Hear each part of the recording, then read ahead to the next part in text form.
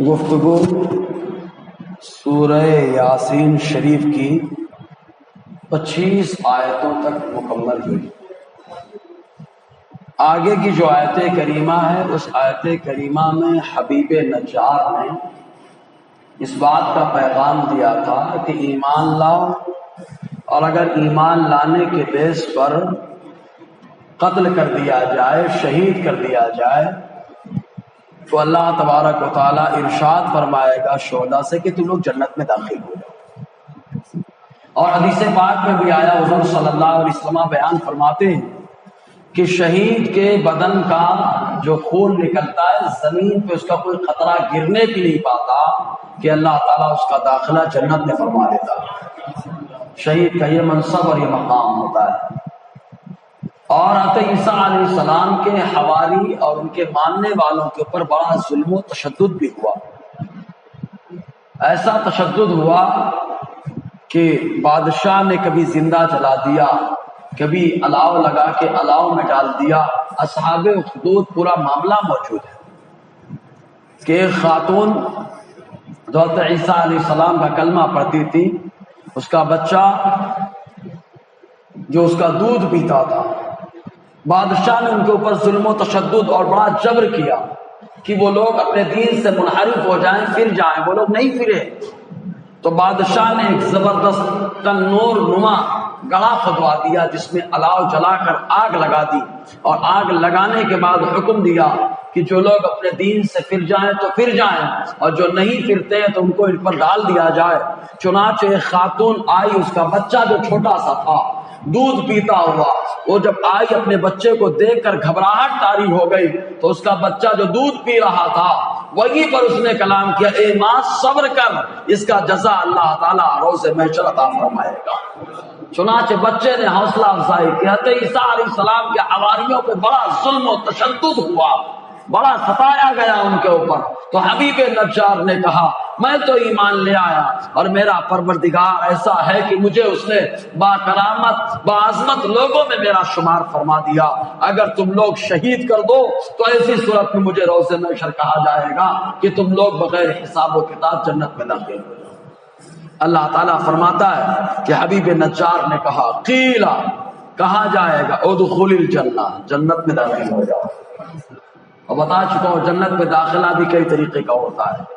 ایک جنت میں داخلہ جیسے آدم و حوا کا ہوا، اللہ تبارک و تعالیٰ نے انہیں پیدا فرمایا، تو پیدا فرمانے کے بعد رہنے کے لیے انہیں جنت میں حکم دیا، جنت میں رہے، وہ رہائش پذیر رہے۔ کچھ ناہنجار کھڑے ہوتے ہیں، انہوں نے کہا کہ اگر آدم علیہ السلام گندم انجیر یا اس میں سے نہیں کچھ کھاتے تو وہ زمین پر نہیں آتے، اگر نہیں کھاتے تو نہیں آتے۔ لیکن نالائق یہ غور نہیں کرتے کہ ہم جیسے گنہگار آدم علیہ السلام کی پشت پر موجود تھے، اور گنہگار کو کیسے جنت میں رکھا جائے، اس لیے زمین پر اتارا گیا۔ تو یہ گنہگار کو سمجھانے کے لیے ہے، ورنہ ساری دنیا جانتی ہے کہ اللہ تعالیٰ نے اپنے محبوب کو کی محبوبیت کو ظاہر کرنے کے لیے آدم علیہ السلام کو زمین پر اتارا، زمین پر اتارا۔ تو آدم علیہ حوا رضی اللہ تعالی عنہا کا جیسے داخلہ رہا، اور ایک داخلہ جیسے شہیدوں کا ہوتا ہے، سبحان اللہ، شہید ڈائریکٹ سبز پرندوں کی قالب میں جا کے جنت میں سیر کرتا ہے۔ حضور صلی اللہ علیہ وسلم نے کئی لوگوں کے بارے میں فرمایا، حضرت جعفر طیار کے بارے میں آقا فرماتے جنت میں کیا ہو رہا ہے دنیا میں رہ کے مصطفیٰ دیکھتے ہیں۔ جنت میں کیا ہوتا ہے مصطفیٰ دنیا میں ہے، جنت کی باتیں دیکھ رہے ہیں۔ آقا فرماتے ہیں جعفر طیار کے بارے میں دیکھ رہا ہوں کہ وہ اپنے بازوؤں سے پرندوں کے ساتھ جنت میں اڑ رہے ہیں، اسی لیے انہیں جعفر طیار، اڑنے والے جعفر کہا جاتا ہے، اڑنے والے جعفر۔ تو ایک داخلہ ایسا ہوتا ہے، اور ایک داخلہ ویسا بھی ہوتا ہے جیسا معراج کی رات میرے مصطفیٰ کا ہوا۔ آقا علیہ السلام کا داخلہ تو سب دکھانے کے لیے تھا، محبوب آپ جس کی دعوت دے رہے، جو آپ کے لیے بنایا گیا، جو آپ کے ماننے والوں کے لیے بنایا گیا، ذرا آؤ تو صحیح وہ مکان آپ کو میں دکھاتا ہوں، اپنے قدم سے جو ہے اس کو مشرف تو کر دو۔ تو جنت میں جانا آقا علیہ السلام کا اس طریقے کا ایک روز محشر ہوگا، وہ حساب و کتاب کا معاملہ ہوگا، اور شہید کا معاملہ ایسا کہ اللہ تبارک و تعالی قبر کے اندر ہی اسے جنت کی لذتیں عطا فرماتا ہے۔ جنت کی لذت عطا فرماتا ہے۔ جی حضور صلی اللہ علیہ وسلم نے شہید کی بڑی شان، بڑا مقام بیان فرمایا۔ ایک موقع پہ آقا علیہ السلام نے فرمایا دیکھیں جنت میں جانے کے بعد جس کو ٹھکانہ مل جائے تو وہ کہاں نکلنے کی بات کرے گا؟ جنت مل گئی اب کیا، ساری نعمت مل گئی اب کیا، سب کچھ مل گیا اب کیا، اب یہاں سے نکلنے کی کیا ضرورت ہے؟ لیکن شہید ضرور رب کی بارگاہ میں عرض کرے گا مولا، اللہ فرمائے گا کیا ساری نعمتیں تو نے پالی؟ شہید کہے گا مولا سب کچھ مل گیا لیکن ایک لذت نہیں مل رہی۔ رب کو معلوم ہے پھر بھی رب پوچھے گا کون سی لذت ہے؟ سبحان اللہ۔ تو شہید کہے گا مولا تیری راہ میں جو گردن کٹانے کی لذت رہی وہ لذت مجھے یہاں نہیں ملتی، مجھے دنیا میں بھیج دے، دوبارہ تیری راہ میں گردن کٹاؤں اور پھر میں آ کے جنت کی سیر کروں۔ تو جنت میں بار بار شہید یہ تمنا کرے گا، بار بار یہ تمنا کرے گا۔ جی تو اللہ تعالیٰ فرماتا ہے کہ حبیب نجار نے کہا اگر تم لوگ مجھے شہید کر دو، میری بات نہ مانو تو مجھ سے کہا جائے گا جنت میں داخل ہو جاؤ۔ حضرت عبداللہ ابن عباس قرآن میں آیا نا یا ایتھا النفس المطمئنہ ارجعی الی ربک راضیۃ مرضیہ، اے مطمئن ہونے والی جان لوٹ جا اپنے رب کی طرف، داخل ہو جا اللہ کے نیک بندوں میں، داخل ہو جا جنت کے اندر۔ حضرت عبداللہ ابن عباس حبر امت آقا علیہ السلام کے چچا زاد بھائی، جب آپ پردہ فرما گئے آپ کو کفن پہنایا گیا تو ایک پرندہ آیا اور آپ کے کفن میں داخل ہو گیا اور اس کی زبان سے یہی آیتیں تھیں یا ایتھا النفس المطمئنہ، سبحان اللہ، ارجعی الی ربک راضیۃ مرضیہ فادخلی فی عبادی وادخلی جنتی۔ بہت تلاش کیا گیا وہ پرندہ نہیں ملا لیکن یہ پیغام ضرور مل گیا۔ عبداللہ ابن عباس وہ ہے جن کو اللہ تعالیٰ نے مطمئن جان کا مالک بنا دیا تھا اور اللہ نے پیغام دے دیا کہ اب عبداللہ ابن عباس میرے پاس آ رہے ہیں تو مجھ سے عبداللہ راضی ہے، میں عبداللہ سے راضی ہوں، اور عبداللہ اللہ کے نیک بندوں میں داخل ہوں گے اور جنت کی بھی سیر کریں گے۔ اور یہ ایک ایسی بات ہے کہ پردہ فرمانے کے بعد اللہ کے نیک بندے آپس میں ایک دوسرے سے ملاقات بھی کرتے ہیں، زور سے بولو یار، انتقال کے بعد ایک دوسرے سے ملاقات بھی کرتے ہیں، معلوم ہے؟ اس پہ حدیث سنیں، پھر اور بہت ساری باتیں حدیث سنیں۔ ترمذی شریف کی حدیث پاک، ایک خاتون آقا علیہ السلام کی بارگاہ میں آئیں اور آنے کے بعد ایک شخص کے بارے میں کہتی ہیں بیمار ہیں، انتقال کرنے والے ہیں، ان کے شوہر کا انتقال ہو چکا تھا۔ حضور نے فرمایا بس، تو سمجھ گئیں۔ آقا کی موجودگی میں انہوں نے کہا آپ جب جانا آپ کی ملاقات میرے شوہر سے ہو تو انہیں میرا سلام کہہ دینا۔ معلوم یہ ہوا کہ اللہ کے نیک بندے آپس میں ملاقات بھی کرتے ہیں، تبھی تو مصطفیٰ اپنے دیوانے کا انتظار بھی کرتے ہیں۔ یہ اب دیکھیں جمعہ میں نے بتایا غازی علم الدین، سبحان اللہ، غازی علم الدین جنہوں نے ایک نالائق کو جہنم پہنچایا، اور نالائق کو ہر آدمی جہنم پہنچا۔ نالائق سے مراد جو حضور کی شان میں گستاخی کرے، چاہے چھوٹی چاہے ٹوپی چاہے جو، سمجھ میں آیا؟ چاہے جو پہنچایا۔ تو آقا علیہ السلام نے جانتے ہیں بشارت کیا دی تھی، فرمایا تھا علم الدین روزہ رکھ کے آنا، تم روزہ رکھ کے آؤ گے میرے صحابہ کے ساتھ افطار کرو، زور سے بولو یار، صحابہ کے ساتھ افطار کرو، بہت بڑی بات ہے یار۔ تو اللہ کا نیک بندہ قبر میں بھی جاتا ہے تو وہاں پر بھی مصطفیٰ کے جلوے سے مالا مال ہوتا ہے۔ جلوہ ہی نہیں، محبوب خدا چاہتے تو اپنے صحابہ کے ساتھ اٹھے بیٹھنے کا مقام عطا فرما لیتے۔ اسی لیے کہا گیا کہ مجھ سے کہا جائے گا جنت میں داخل ہو جا۔ قال یا لیت قومی یعلمون، اے کاش میری قوم سمجھتی، ایمان پر جمی رہتی، شہادت کا پیغام آتا اسے قبول کر لیتی، ڈرتی نہیں۔ کاش میری قوم سمجھ لیتی، کیا سمجھ لیتی کہ میں نے شہادت ایک ایسا منصب ہے کہ ایک معاملے کو چھوڑ کر کے اللہ تعالیٰ سارے گناہوں کو معاف فرما دیتا ہے۔ شہادت کی وجہ سے سارے گناہوں کو معاف فرما دیتے، ایک کو چھوڑ کر کے۔ ایک کیا ہے؟ مسلم شریف کی حدیث پاک، حضور صلی اللہ علیہ وسلم نے فرمایا شہید کے سارے گناہ معاف ہو جاتے ہیں سوائے قرض کے۔ قرض نہیں معاف ہوگا، یعنی بندے کا حق معاف نہیں ہوتا. ہم لوگ تو قرض پہ دھیان نہیں دیتے ہیں، لے لیے واپس کرنے کا منصوبہ نہیں رہتا، حالانکہ ارادہ رکھیں. دیکھیں ترمذی کی ایک حدیث سناتا میں. حضور صلی اللہ علیہ وسلم کی بارگاہ میں ایک جنازہ لایا گیا. آقا علیہ السلام نے فرمایا یہ بتاؤ کیا ان کے اوپر قرض ہے؟ تو صحابہ نے عرض کیا ہاں یا رسول اللہ قرض ہے. حضور نے فرمایا کیا قرض کی ادائیگی کے لیے انہوں نے اسباب چھوڑے ہیں؟ تو صحابہ نے کہا نہیں یا رسول اللہ. حضور نے فرمایا میں جنازے کی نماز نہیں پڑھاؤں گا. سنیں آپ، قرض کی وجہ سے بندے کا حق ادا نہیں ہوا، اس لیے سرکار نے جنازہ پڑھانے سے انکار کر دیا. ایک اور جنازہ آیا، ابو قتادہ فرماتے کہ حضور صلی اللہ علیہ وسلم کی بارگاہ میں ایک اور جنازہ آیا. حضور نے پھر پوچھا کہ کیا اس کے اوپر قرض ہے؟ صحابہ نے عرض کیا ہاں یا رسول اللہ قرض تو ہے. تو حضور نے پوچھا کیا قرض کی ادائیگی کے لیے کوئی سامان چھوڑا؟ تو صحابہ نے عرض کیا تھوڑا سا چھوڑا تھا، قرض پورا ادا نہیں ہو پایا. حضور نے فرمایا جنازہ نہیں پڑھاؤں گا. مطلب یہ بندے کا حق جو مارا جاتا ہے، کیا امید لے کے قبر میں جائیں؟ ہم نے تو حق طلبی کی ہے، حق ادا نہیں کیا، کیا منہ لے کر کے جائیں وہاں پر؟ تو 2 مرتبہ جنازہ پڑھانے سے انکار کر دیا مصطفیٰ نے. اور مصطفیٰ جنازہ پڑھائیں قبر میں اندھیرا ہو تو بھی اللہ اجالا فرما دیتا ہے. حدیثیں موجود ہے اس پر.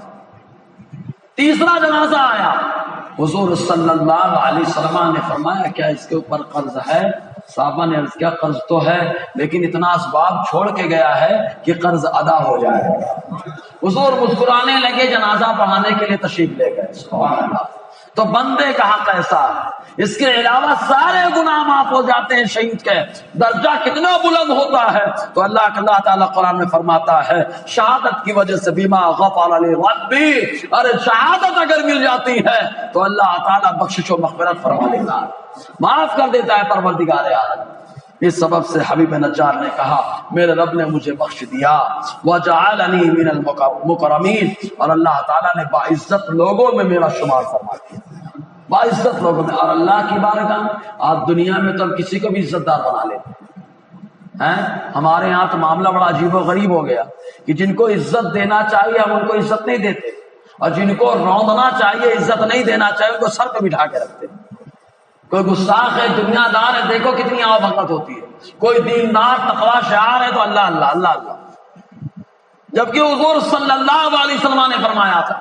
آقا علیہ السلام فرماتے ہیں غیر مسلم جو ایمان لائے، حضور نے فرمایا جو اس زمان اپنے دین پرانے دین میں جو سردار تھا اسلام میں بھی سردار رہے گا، شرط یہ ہے کہ دین کا علم حاصل کر لے، دین کی فقاہت حاصل کر لے. تو حضور صلی اللہ علیہ وسلم نے بڑا منصب و اسٹیٹس دیا. تو تقویٰ اصل ہوتا ہے.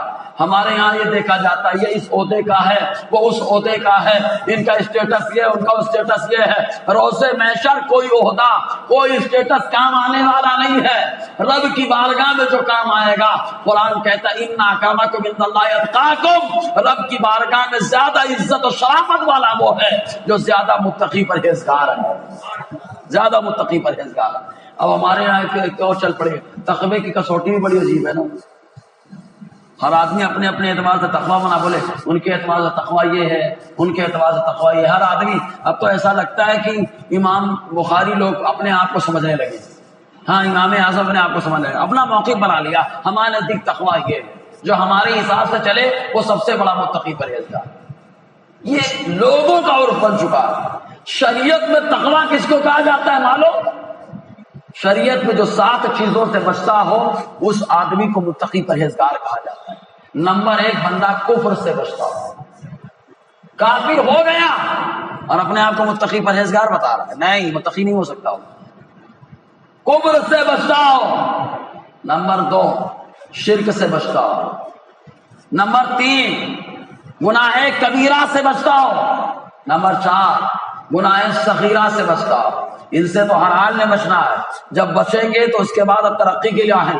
جہاں شبہ ہو جائے حلال ہے حرام ہے چھوڑ دینا، یہ تقویٰ ہے. شبہات سے بچنا، خواہشات جو خواہش ہے اس کے خلاف کرنا. خواہشات کے خلاف، خواہش بولتی ہے لیٹ جاؤ لیکن ہم نہ لیٹے، فجر کے لیے اٹھ کے چل پڑے. خواہش بولتی ہے خاموش بیٹھو کیا درود پڑھیں، لیکن درود پڑھ لینا.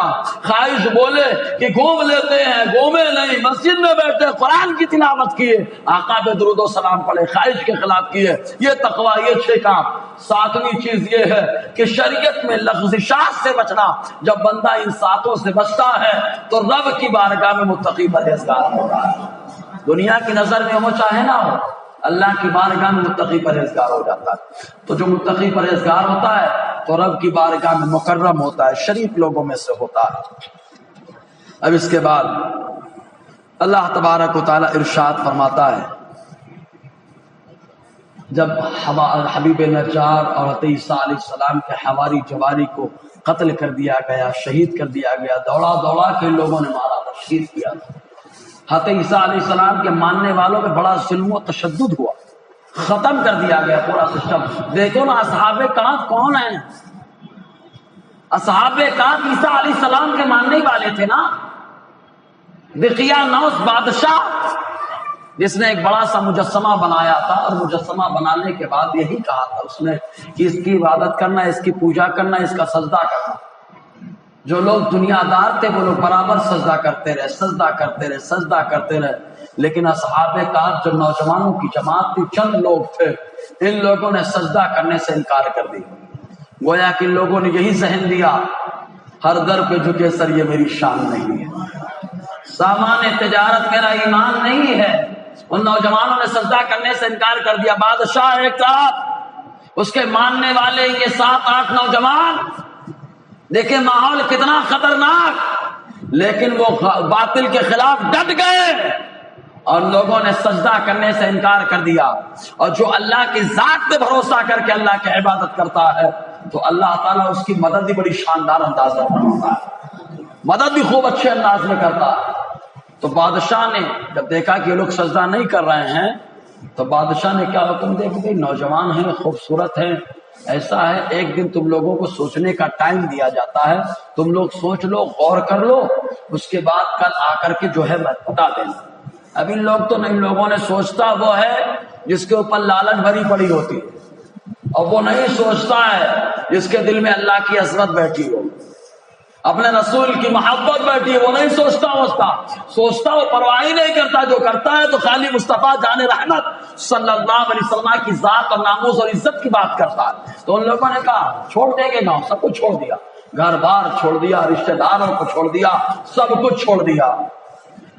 کروں تیرے نام پہ جا فدا، نہ بسے کہ جہاں دو جہاں فدا، ارے دو جہاں سے بھی نہیں جی بھرا، کروں کیا کروں رو جہاں نہیں. نوجوانوں نے سب چھوڑ دیا، گھر بار چھوڑ دیا، اپنے رشتہ داروں کو چھوڑ دیا، چھوڑ کر کے نکل پڑے. جنگل میں ایک درخت کے پاس ان لوگوں کی ملاقات ہوئی تو وہاں پہ ایک چرواہا تھا، وہ بھی اصحاب کہف میں سے ہو گیا. اس چرواہے کے ساتھ ایک کتا تھا. چرواہا نے پوچھا کہاں جا رہے ہو؟ آپس میں دوسرے پہلے چھپا رہے تھے کون کیا ہے، پھر اس کے بعد اظہار کیا کہ دقیانوس بادشاہ نے ایسا ایسا معاملہ رکھا ہے. تو کہا کہ ہم سب ویسے ہی ہیں. چرواہا نے کہا ہم بھی آپ کی طرح ہیں، ہم بھی عیسیٰ علیہ السلام کو ماننے والے ہیں، اللہ کو ایک ماننے والے ہیں، ہم معبودان باطلہ کو سجدہ نہیں کریں گے، وہ جس سے ہم کو بنائے ہم اس کی عبادت کریں گے. اور وہ لوگ چل پڑے. تو کتا جو چرواہے کا تھا، چرواہے کا کتا، وہ بھی پیچھے پیچھے چل پڑا. تب ان لوگوں نے کہا کتا تو بہرحال کتا ہوتا ہے، لیکن الحمدللہ تاریخ میں 3 کتوں کو کبھی نہیں بھولا جا سکتا. زور سے بولے نا یار. 3 کتے بڑی بعظمت والے، جو ابھی بتاتا ہوں بڑی بعظمت کے رہے. پہلا کتا تھا اصحاب کہف کا کتا، دوسرا کتا میرے غوث کا کتا، تیسرا کتا تاتاریوں نے جب بغداد پہ حملہ کیا تھا. ایک پادری، جانتے ہیں ایک پادری کھڑا ہوا آقا علیہ السلام کی شان میں گستاخی کر رہا تھا، ناسبہ کلمہ بک رہا تھا. ایک تاتاری فوجی اس کا کتا بنا ہوا تھا. کتے نے اپنی رسی چھڑا لی اور چھڑانے کے بعد اس کے اوپر حملہ کیا پادری کے اوپر. جب پادری کے اوپر حملہ کیا تو وہاں پہ جو فوجی موجود تھے ان لوگوں نے کتے کو پکڑ کے دوبارہ رسی سے باندھ دیا اور پادری سے کہا تم نے جس ذات کے بارے میں نازیبا کلمہ کہا ہے، گستاخی کی ہے، تو قابل احترام ہے، کتا کو بھی یہ گوارا نہیں ہوا کہ ان کی شان میں توہین کی جائے، اس لیے کتے نے تم پر حملہ کر دیا۔ پادری بات بناتے ہوئے کیا کہتا ہے، نہیں معاملہ یہ نہیں ہے، بس بات اتنی ہے کہ میں نے انگلی کے اشارے سے گفتگو کی ہے، تو کتا سمجھ رہا تھا کہ میں اس کے اوپر حملہ کرنے والا ہوں، اس لیے رسی چھڑا کر کے حملہ کر دیا۔ بات بنا لی، لوگ خاموش ہو گئے، حالانکہ جو سمجھدار تھے سمجھ گئے۔ دوبارہ پھر اس نے آقا کی شان میں پادری نے بھونکنا شروع کیا، کتے نے رسی چھڑائی اور چھڑانے کے بعد اس کے گلے پہ حملہ کر دیا اور اس کے گلے پہ اپنے منہ سے ایسے دبوچا جب تک اس کے بدن سے روح نہیں نکل گئی۔ کتا اس کو چباتا رہا، گویا کہ کتے نے بتا دیا وہ دنیا دار کتے ہوں گے، ہم مصطفیٰ کے وفادار کتے ہیں، ہم آقا کی عظمت پہ پہرا دینے والے۔ اسی لیے تو حالات فرماتے ہیں اپنے مولا کی ہے بس شان عظیم، جانور بھی کرے جن کی تعظیم، سنگ کرتے ہیں ادب سے تسلیم، ارے پیڑ سجدے میں گرا کرتے ہیں۔ تو ایک یہ کتا رہا، دوسرا اصحاب کہف کا کتا۔ تو ان لوگوں نے کہا کہ کیوں، اگر آپ جاؤ گے تو یہ کتا بھونکے گا، لوگوں کو معلوم ہو جائے گا۔ تفسیر روح البیان کے اندر آیا اللہ تعالیٰ نے کتے کو قوت گویائی عطا فرمائی۔ کتے نے کہا کہ وہ کوئی اور ہوگا جو اللہ کے ولیوں پہ بھونکتا ہوگا، وہ کوئی اور ہوگا جو اللہ کے ولیوں پہ بھونکتا ہوگا۔ ارے اللہ تعالیٰ نے تو مجھے اولیاء کی عظمت اور پہرا دینے کے لیے پیدا فرمایا، اس کتے کو لے لیا۔ معلوم ہے اس کتے کی عظمت کیا ہے؟ ایک روایت میں ہے کہ جنت میں دمبے کی شکل میں، دمبے کے بدن میں اللہ تعالیٰ اس کو ہونے کا حکم دے گا اور دمبے کی شکل میں اس کا داخلہ جنت میں ہو جائے گا۔ معلوم ہے کہ ایک کتا، ایک غوث پاک کا کتا سبھی جانتے ہیں، ایک کتا اور رہا جو عتبہ کو پہنچایا۔ عتبہ نے حضور کی شان میں گستاخی کی، تھوک دیا۔ آقا نے یہی تو کہا اللہم سلط علیہ کلبا من کلابک، کہ اللہ اپنے کتوں میں سے ایک کتا اس کے اوپر مسلط فرما۔ سمجھ رہے کہ نہیں؟ تو یہ تاریخ میں یہ چند لوگ یاد کیے جائیں گے۔ تو اصحاب کہف جنہوں نے سجدہ نہیں کیا، اور ایک زمانہ گزرا، ایک بادشاہ ہے جس کا نام تھا بیدرس۔ بیدرس بادشاہ کے دور میں لوگ یہ کہنے لگے مرنے کے بعد دوبارہ زندہ ہونا نہیں ہے، دوبارہ زندہ ہونے کا انکار کرنے لگے۔ لیکن بادشاہ جو تھا بیدرس بادشاہ، اپنی طاقت کا استعمال وہ کر سکتا تھا، مار پیٹ کر کے اپنی باتیں منوا سکتا تھا، اور مار پیٹ کر کے جو اپنی باتیں منواتا ہے وہ کوئی اور ہوتا ہے، اور جو اپنے اخلاق اور کردار سے جو منا لیتا ہے وہ اللہ کا نیک بندہ ہوا کرتا ہے۔ میرے غریب نواز نے اپنے کردار سے تو کلمہ پڑھایا ہے، آقا علیہ السلام نے غلام بنایا تو کردار سے بنایا نا۔ تو بیدرس بادشاہ دن میں حکومت کرتا، چاہتا تو دقیانوس کی طرح یہ بھی ظلم و تشدد کر سکتا تھا، لیکن دن میں بادشاہت کرتا، رات میں اللہ کی بارگاہ میں سجدے میں گڑ کر کے دعائیں مانگتا، اے اللہ مرنے کے بعد دوبارہ زندہ ہونا حق ہے، اس پر کوئی نشانی ظاہر فرما، کوئی نشانی ظاہر فرما۔ اللہ تعالیٰ نے بیدرس بادشاہ کی دعا کو قبول فرما لیا، ایسا قبول فرمایا کہ جو اصحاب کہف اپنی غار میں سو رہے تھے، اللہ تبارک و تعالیٰ نے ایک لمبے زمانے کے بعد دوبارہ ان کو زندہ جاوید فرما دیا، دوبارہ زندہ ہوئے۔ بادشاہ کیا بتاؤ، بادشاہ غالب مرنے کے بعد دوبارہ زندہ ہونا حق ہے، اس کے لیے دعائیں کرتا ہے تو مردے زندہ ہو رہے ہیں، مردے زندہ ہوتے، ایک بادشاہ کوئی ولی نہیں ہے، اس کی دعا پہ اللہ تعالیٰ زندہ فرما رہا ہے۔ تو سوچو جو اللہ کا ولی ہے وہ دعا کرتا ہے تو کتنے مردے زندہ ہو۔ ارے جو ولیوں کی بات، ولی تو نبی کے صدقے میں کرتے ہیں، جو نبی کرتے ہیں تو کیا مقام ہے، سوچو پھر امام الانبیاء، سبحان اللہ، ان کی دعا ہو جائے۔ ارے سوچو یہ تو انسان اس میں کبھی تو جان رہی ہے، پتھروں کو بھی میرے نبی نے زندہ فرما دیا ہے۔ غزوہ احد کے موقع پر مصطفیٰ جس گڑھے کے اندر اتر گئے، مصطفیٰ کا سر مبارک پہاڑ کے جس حصے میں لگ گیا، اللہ تعالیٰ نے اس حصے کو بھی موم بنا دیا۔ تو بتانا مقصد یہ کہ اصحاب کہف یا عیسیٰ علیہ السلام کے ماننے والوں پہ بڑا تشدد ہوا، لیکن وہ ایمان پر ڈٹے رہے، اور بعد میں جو بگڑیل ہوئے، بگڑے، اچھا بگڑے کیوں، ایک بات اور سن لیں۔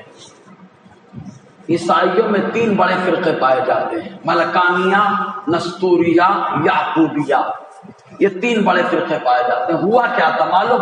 حضرت عیسیٰ علیہ السلام کی امت ایک پلیٹ فارم پہ چل رہی تھی، اتحاد، شیرازہ، منظم جماعت جو ہے نا متحد، بڑے اچھے انداز میں کام ہو رہا تھا۔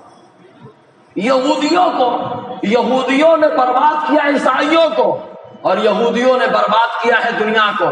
یہودیوں نے برباد کرنے کی کوشش کی ہے مسلمانوں کو، لیکن جو یہودی سازش کو سمجھتا ہے الحمدللہ، کبھی وہ بغداد کی سرزمین سے پیغام دیتا ہے، کبھی غریب مجمع معلّہ سے، کبھی مخدوم استمنا کی بارگاہ سے، اور کبھی بریلی کا تاجدار ہمیں جام پلا دیتا ہے۔ تو سازشیں سمجھے آپ، تو کیا ہوا معلوم؟ یہ ہوا کہ یہودیوں نے کہا بھائی ایک پلیٹ فارم پہ چل رہا ہے، یہ ایسا کیسے ہے؟ ان میں تو انتشار ڈالو۔ تو ایک یہودی نے کہا میں انتشار ڈال سکتا ہوں۔ کہا کیسے؟ کہا کر کے بتاؤں گا، بولوں گا نہیں، کر کے بتاؤں گا۔ ہمارے ہاں بولنے والے زیادہ رہتے ہیں، کر کے بتانے والے کم رہتے ہیں، اور وہ لوگ کر کے بتاتے ہیں زیادہ، بولنے والے کم ہوتے ہیں۔ جو قوم کرتی ہے وہ ترقی کرتی ہے، جو بولتی ہے تو خالی گرجتی ہے، برستی نہیں۔ تو اس نے کہا میں کر کے بتاؤں گا۔ کہا کیسے؟ کہا میں کر کے بتاتا ہوں۔ عیسائی محلے میں پہنچا، پہنچنے کے بعد ایک دربار بڑھیا شاندار حجرے میں رہا، عیسائیوں کے سامنے پیغام دیا کہ میں عیسیٰ علیہ السلام کا گستاخ تھا، بے ادبی کیا کرتا تھا۔ ایک دن عیسیٰ علیہ السلام سامنے میرے تشریف لائے، انہوں نے زوردار مجھے چاٹا مارا اور کہا کب تک بے ادبی کرے گا، سدھرے گا نہیں تم؟ تو بولے، اس نے کہا کہ میں نے اسی وقت توبہ کر لی، عیسیٰ علیہ السلام کا میں دیوانہ ہو گیا، اور اب میں چاہتا ہوں کہ تم لوگوں کے محلے میں عبادت کروں۔ کمرے میں رہتا، اندر دروازہ بند، سال میں خالی ایک بار نکلتا، اور ایسا نکلتا ایک میسج دیتا، کھڑکی بند کر کے پھر سال بھر اندر پڑا رہتا۔ معلوم نہیں، وہ کتاب میں ہے کہ تفسیر نہیں میں سال بھر رہتا اندر، ہو سکتا ہے کیا کیا نہیں کرتا وہ وہی جانے۔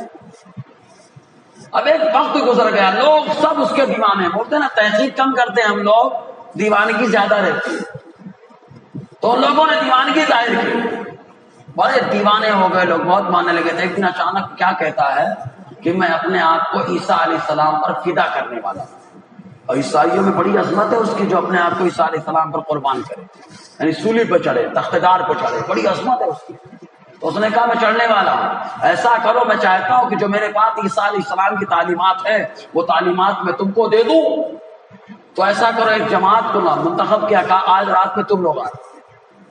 ایک رات میں ان کو بلایا، ان کو الگ بتایا، دوسری رات میں ایک جماعت کو بلایا، ان کو الگ بتایا، تیسری رات میں ایک جماعت کو بلایا، ان کو الگ بتایا، اور چوتھی رات کو غائب ہو گئے۔ اب لوگوں میں ہنگامہ ہو گیا، رونا پیٹنا شروع ہو گیا کہ وہ تو چلا گیا، عیسیٰ علیہ السلام پر اپنے آپ کو اس نے قربان کر لیا۔ اب سوال یہ پیدا ہوتا ہے عیسیٰ علیہ السلام کی تعلیمات کس کے پاس؟ اب 3 گروہ کھڑے ہو گئے۔ پہلی رات والے کہتے ہیں ہمارے پاس، کیونکہ اس نے ہمیں یہ بتایا۔ دوسری رات والے کہتے ہیں ہمارے پاس، اس نے ہمیں یہ بتایا۔ تیسری رات والوں نے کہا ہمارے پاس، اس نے یہ بتایا۔ اس طریقے سے عیسائیوں میں 3 بڑے فرقے وجود میں آئے، یعقوبیہ، نستوریہ، ملکانیہ۔ اس طریقے سے یہودیوں نے آپس میں لڑ کر ان کو تتر بتر کر دیا، برباد کر دیا۔ تو حق کو حق سمجھنا، باطل کو باطل سمجھنا، یہ ایمان والوں کی شان ہے۔ ہمیشہ تحقیق کر کے حق کا ساتھ دینا چاہیے۔ انشاءاللہ آگے اور گفتگو رہے گی۔ اللہ تعالی ہم سب کو فیضان قرآن، برکات قرآن